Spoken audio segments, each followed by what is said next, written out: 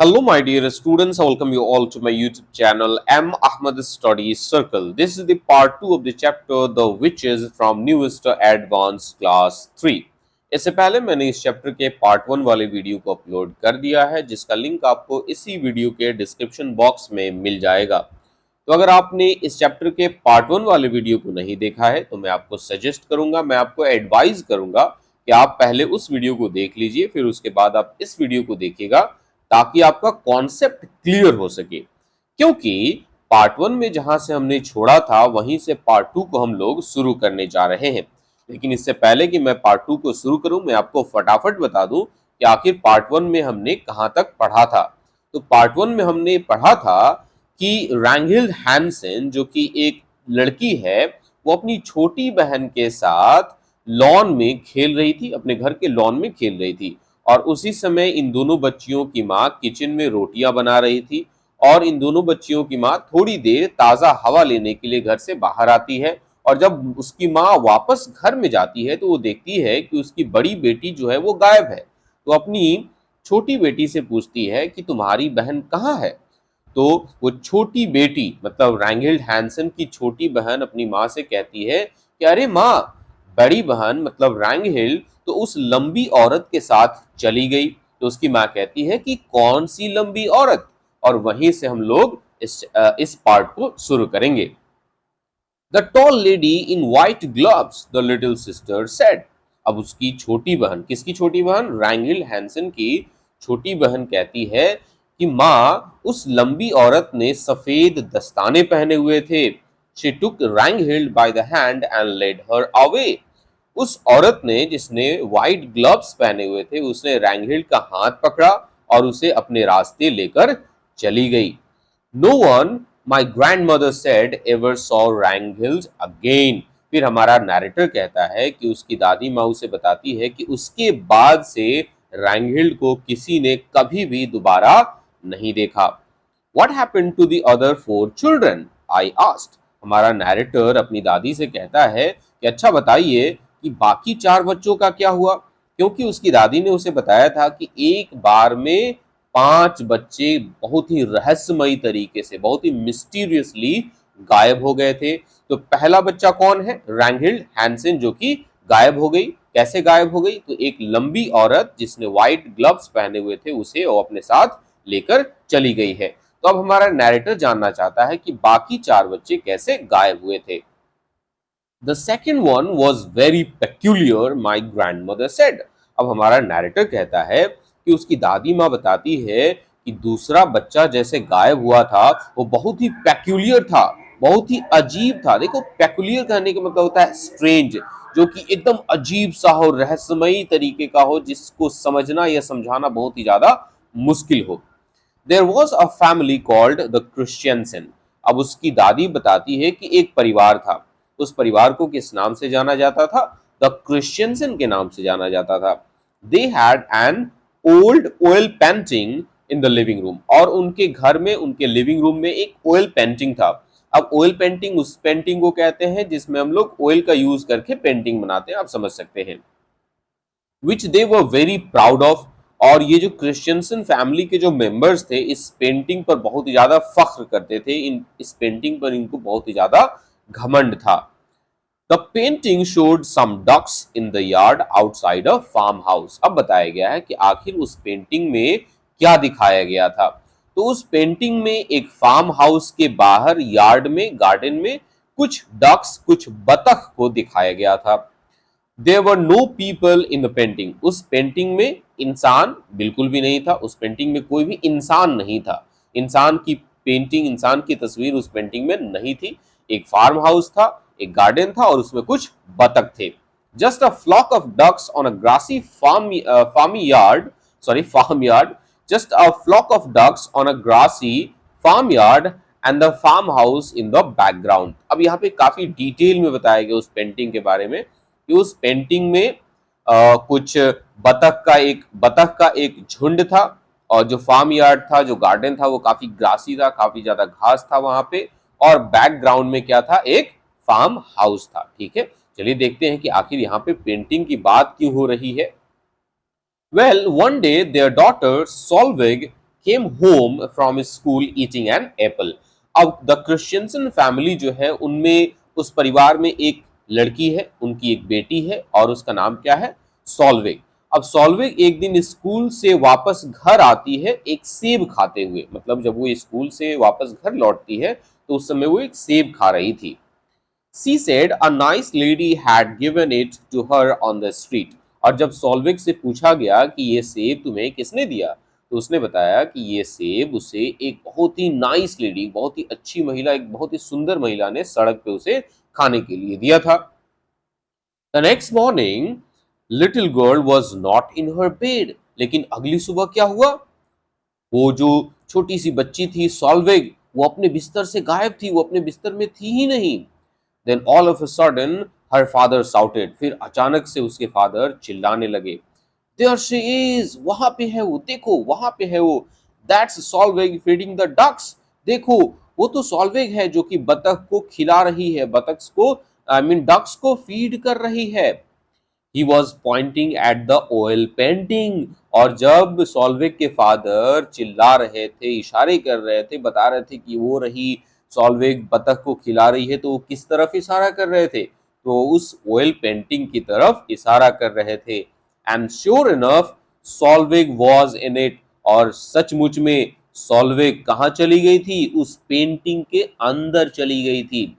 She was standing in the farmyard in the act of throwing bread to the ducks out of a basket. और उस painting के अंदर सॉल्वेग इस तरह से खड़ी थी जैसे कि मानो कि उसके पास एक बास्केट है और उस बास्केट से वो ब्रेड को निकाल रही हो और बतख को खिलाने के लिए उसे फेंक रही हो। तो इस प्रकार से ये रहस्यमयी तरीके से ये चीजें हो गई थी उस एप्पल को खाने के वजह से, जो कि एक महिला ने उसे सड़क पे दिया था जब वो स्कूल से वापस घर लौट रही थी। The father rushed up to the painting and touched her. अब सॉल्विक के फादर दौड़ते हुए पेंटिंग के पास जाते हैं और उसे छूते हैं, बट दैट डिडंट हेल्प। लेकिन उससे कोई फायदा नहीं होता है। She was simply a part of the painting. अब क्योंकि सॉल्विक बस पेंटिंग का एक हिस्सा बन गई थी, just a picture painted on the canvas. जैसे कि एक बोर्ड पे, कैनवस पे हम लोग कोई पिक्चर पेंट करते हैं, वो बस एक पिक्चर मात्र नहीं होता है, वो इंसान नहीं हो सकता है, वो बोल नहीं सकता है, उसे आ, आ, हम टच नहीं कर सकते, उसे फील नहीं कर सकते हैं, राइट? तो बस वो एक पेंटिंग का सिंपल सा पार्ट हो गई थी, एक बस पिक्चर की तरह दिख रही थी जैसे कि एक कैनवास पे हम लोग पेंट करते हैं। That's two you have told me about, I said. अब हमारा नैरेटर दादी से कहता है कि ठीक है, अब तक आपने मुझे दो बच्चों के गायब होने के बारे में बताया। पहली लड़की कौन थी जो गायब हुई थी? तो वो थी रैंगेल हैंसन, वो एक महिला के साथ चली गई थी। और दूसरी बच्ची कौन है? तो दूसरी बच्ची है सॉल्विक, जो कि पेंटिंग के अंदर चली गई है क्योंकि उसने एक सेब खाया है। What happened to the third one? तीसरे के साथ क्या हुआ? ये नैरेटर पूछता है अपनी दादी से। चलिए देखते हैं। The third one was little Brigitte Svensen, my grandmother said. हमारा नैरेटर कहता है कि उसकी दादी बताती है कि जो तीसरी बच्ची गायब हुई थी उसका नाम था Birgit Svensen. One day she started growing feathers all over her body. अब एक दिन अचानक से ऐसा हुआ कि बिरगिट सेवेंसन के पूरे शरीर पे पंख उगने लगे, फेदर्स उगने लगे। Within a month, she had turned into a large white chicken. और एक महीने के अंदर ये छोटी सी लड़की बिरगिट सेवेंसन एक बड़े से सफेद से चिकन, मुर्गी में बदल गई। Her parents kept her for years in a pen in the garden. और उसके पेरेंट्स ने बिरगिट सेवेंसन को, जो कि एक मुर्गी में बदल गई थी, उसे सालों तक, मतलब कई सालों तक एक एक घिरे हुए क्षेत्र में एक पेन में रखा। अब यहाँ पे पेन लिखने वाला पेन नहीं है, आप नीचे देखेंगे जहाँ पे येलो वाला पार्ट दिख रहा है, वहां पे पेन का मतलब क्या बताया गया है? A small piece of land, जमीन का एक छोटा सा टुकड़ा, इनक्लोज बाय अ फेंस, जिसे कि चारों तरफ बाउंड्री से घेर दिया जाता है, to keep farm animals in, जिसमें हम लोग जानवरों को रखते हैं। अगर आप में से कोई बिहार से है और बिहार से आप वीडियो को देख रहे हैं, तो हमारे यहाँ इस चीज को, जैसे पेन यहाँ पे बताया गया, इसको ढाठ कहते हैं, जहाँ पे जानवरों को घेर दिया जाता है और चारों तरफ से बाउंड्री होती है, उससे जानवर जो है वो बाहर नहीं आ सकते। तो आप में से कितने लोग बिहार से हैं और कितने लोग ढाठ समझते हैं मुझे नीचे कमेंट सेक्शन में जरूर बताइएगा, ठीक है। तो यहाँ पे बताया गया है कि जब वो एक मुर्गी में बदल गई थी, बड़े से लार्ज सफेद मुर्गी में बदल गई थी, तो उसके पेरेंट्स उसे इस तरह से एक क्लोज्ड एरिया में सालों तक उसे रखा गया। सी इवन लेड एग्स, यहाँ तक कि वो अंडे भी देती थी।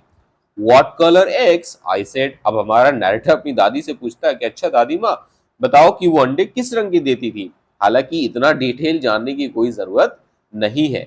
अब यहाँ पे कुछ वर्ड मीनिंग्स दिए गए हैं, हम लोग समझ लेते हैं। पेक्यूलियर का मतलब होता है स्ट्रेंज, अनफेमिलियर और अ लिटिल सरप्राइजिंग। कोई भी चीज जो कि काफी अनजान हो, अनफेमिलियर हो या काफी सरप्राइजिंग हो। Oil painting, a picture painted with oil paints. Oil painting किसे कहते हैं? तो एक ऐसा पिक्चर जिसे ऑयल पेंट के साथ पेंट किया जाता है। कैनवास हम लोग किसे कहते हैं? A piece of cloth of a painting is made on. कपड़े का एक टुकड़ा या किसी भी चीज का, कार्डबोर्ड का एक टुकड़ा जिसपे हम लोग पेंटिंग बनाते हैं। और पेन का मतलब मैंने आपको ऑलरेडी समझा दिया, एक ढाट जैसा कोई चीज होता है। तो अब जब हमारा नैरेटर अपनी दादी से पूछता है कि वो किस रंग के अंडे देती थी, तो उसकी दादी बताती है ब्राउन वंस, वो भूरे गोल्डन कलर वाले अंडे देती थी। What happened to the fourth child? अब हमारा नैरेटर पूछता है कि ठीक है, अब तक आपने 3 बच्चों के बारे में बता दिया कि 3 बच्चे कैसे गायब हुए, चौथा बच्चा कैसे गायब हुआ? The fourth was a boy called Harald. उसकी दादी कहती है कि जो चौथा बच्चा गायब हुआ वो एक लड़का था, उसका नाम क्या था? Harald. My grandmother said one morning his skin went all greyish yellow. अब एक दिन सुबह में अचानक से क्या हुआ कि हैरल्ड का जो स्किन है वो हल्का सा ग्रे और येलो कलर का होने लगा। Then it became hard and crackly, फिर उसके बाद वो काफी सख्त हो गया और काफी कुरकुरा सा हो गया, क्रैकली हो गया। Like the shell of a nut, जैसे कि किसी नट, किसी बादाम का जो ऊपर वाला जो खोल होता है, जो शेल होता है, वो कितना कुरकुरा सा होता है, उस तरह से हो गया। By evening the boy had turn to a stone, और शाम होते होते वो लड़का एक पत्थर बन गया था। Stone, I said, you mean real stone? अब हमारा जो नैरेटर है वो एकदम चौंक जाता है, सरप्राइज्ड हो जाता है, शॉक्ड हो जाता है। वो कहता है क्या पत्थर? आपका मानना है रियल स्टोन? वो बिल्कुल एक पत्थर जैसा बन गया था, सचमुच का पत्थर?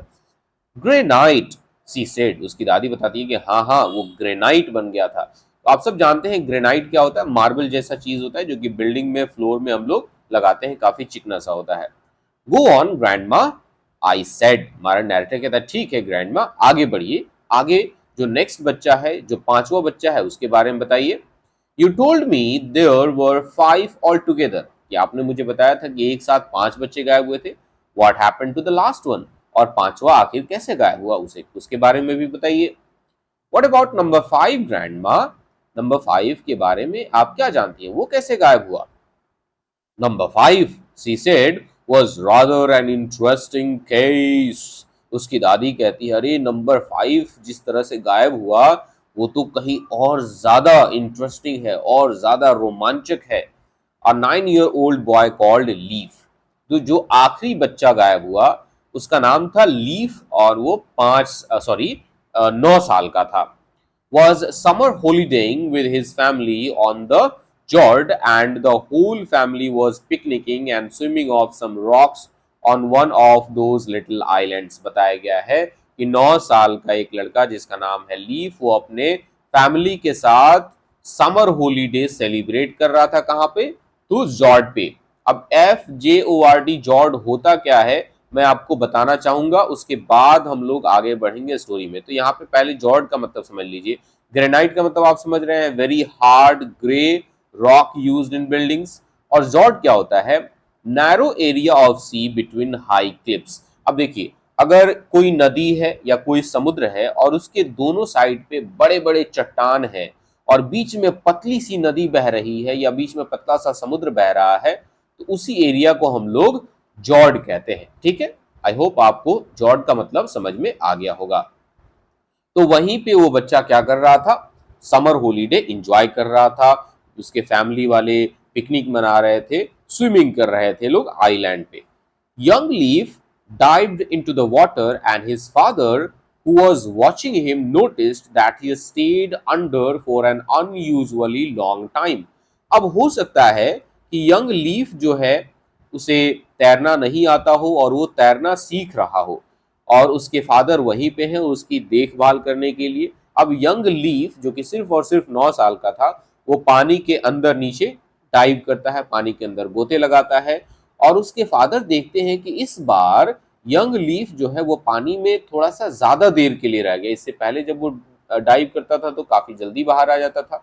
जब वो देखते हैं कि वो पानी से बाहर नहीं आ रहा है तो उसके फादर भी पानी में डाइव करते हैं, पानी में गोता लगाते हैं।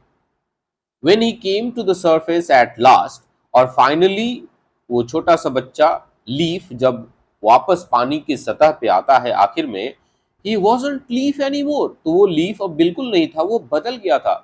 he was a porpoise, वो एक porpoise में बदल गया था। porpoise जो होता है वो एक समुद्री प्राणी होता है जो कि बिल्कुल डॉल्फिन जैसा दिखता है। अगर आपने डॉल्फिन देख लिया है इसका मतलब आपने porpoise भी देख लिया। अगर अगर आपको porpoise देखना हो तो आप गूगल पे जाइए और पॉर्पॉइज टाइप कीजिए और इमेज वाले सेक्शन पे जाइए। आप पॉर्पॉइज को देख लेंगे और पॉर्पॉइज और डॉल्फिन के बीच डिफरेंसेस अगर जानना हो तो आप यूट्यूब पे इसके बारे में डिफरेंसेस सर्च करके जान सकते हैं। तो अब ये जो पांचवा बच्चा है वो किस चीज में बदल गया है, तो एक पॉर्पॉइज में बदल गया है। But wasn't there a most tremendous fuss when this happened? I asked. अब हमारा नैरेटर अपनी दादी से पूछता है कि अच्छा जब ये हुआ तो क्या इसके बारे में बहुत ही ज्यादा बातें नहीं हुई थी, मतलब इतना बड़ा चीज हो गया तो इस बारे में लोगों ने एकदम कोहराम नहीं मचा दिया था? Not much, my grandmother said.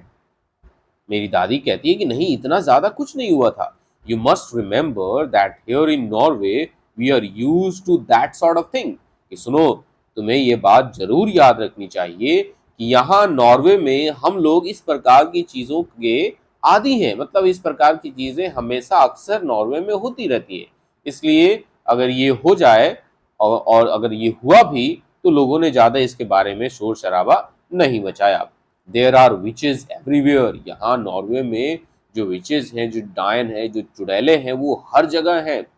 There is probably one living in our street this very moment, और अगर तुम ढूंढोगे तो हो सकता है शायद हमारी ही गली में, हमारी ही सड़क में कोई ना कोई चुड़ैल रह रही होगी। It's time you went to bed, और सुनो अब समय आ गया है, अब टाइम आ गया है कि तुम अपने बिस्तर पे जाओ, तुम सोने के लिए जाओ। यहाँ पे देख सकते हो कुछ विचेस, कुछ चुड़ैलों के पिक्चर दिखाए गए, कितने खतरनाक लग रहे हैं ये लोग। अब हम लोग चैप्टर के एंड में आ चुके हैं। A witch wouldn't come in through my window in the night, would she? I asked, quacking a little. अब यहाँ पे हमारा जो नैरेटर है वो डर से कांपते हुए, डर से थरथराते हुए अपनी दादी से पूछता है कि क्या ऐसा ना हो कि कोई विच, कोई चुड़ैल मेरे खिड़की से मेरे कमरे के अंदर आ जाए, वो भी रात में। नो, माई ग्रैंडमदर सेड, उसकी दादी कहती नहीं ऐसा नहीं हो सकता। A witch will never do silly things like climbing up drain pipes or breaking into people's house। की नहीं, कोई भी विच, कोई भी डायन या चुड़ैल इस तरह की नादानी नहीं करेगी कि वो लोगों के ड्रेन पाइप्स को चढ़े या लोगों के घर में चोरी छिपे घुस जाए। वो कोई आशिक तो थोड़ी है ना, वो कोई दीवाने थोड़े हैं, ये तो आशिकों और दीवानों का काम है। You will be quite safe in your bed, तुम अपने बेड पर, तुम अपने बिस्तर में बिल्कुल सुरक्षित रहोगे। कम अलोंग, आई विल टक यू इन, चलो मेरे साथ चलो, मैं तुम्हें सुला देती हूँ। और यहाँ पे आपका चैप्टर जो है वो फिनिश हो जाता है, एंड हो जाता है। एक छोटा सा एक्सट्रैक्ट था, द विचेस से लिया गया था, और द विचेस ये पूरा का पूरा नोवेल जो है वो किसके द्वारा लिखा गया है, रॉल्ड डाल के द्वारा लिखा गया है। तो इस स्टोरी का एक्सप्लेनेशन आपको कैसा लगा आप लोग मुझे नीचे कमेंट सेक्शन में जरूर बताइएगा। वीडियो अच्छा लगा होगा तो वीडियो को लाइक कीजिएगा और अगर चैनल पे नए होंगे तो चैनल को सब्सक्राइब कीजिएगा।